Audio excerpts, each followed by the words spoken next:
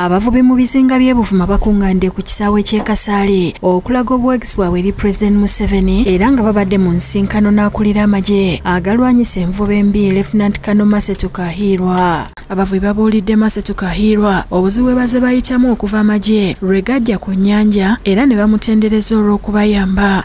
Wano obadde enkola ng'abantu abavudde bweru w'eggwanga bakola. Maama ennyanja efuuse eddwaniro. Amagye nga tegannajja nga tosobola kutunda byennyanja Kasenyi n'otwala ssente n'okusenkese. Amagye nga tegali ku mazzi batusanganga ne bagamba banonye yingini y'omugagga eri ku Kalumba.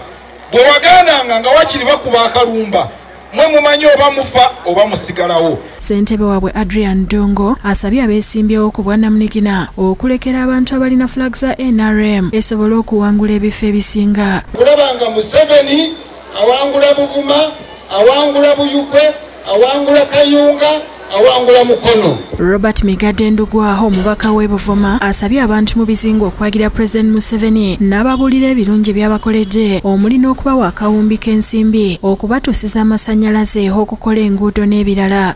Nti mukole ebibiina bajje bakuule nga tebawoze kibiina naye ng'oyita mu kibiina ekibiina kiyambeko gavumenti okubanja. Tukahirwa akubiriza abakulembeze okwagaliza abantu abakulembera basobole okuva mu mbeera y'obwavu. Njagala mutegeere nti ennyanja yaffe ffenna.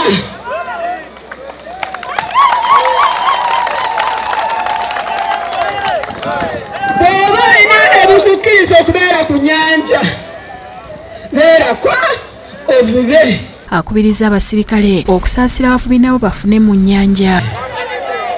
Wira odagempa kibeebakeko.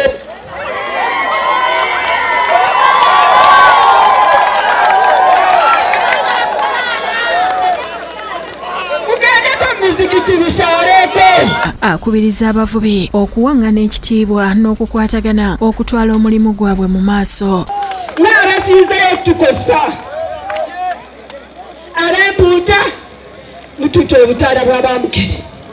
Abamukene mukututte ebitimba by'ab'empuuta. Tukolaki? Tukahirwa addiza abavubi ebintu byabwe amagye bye gaali gaakwata.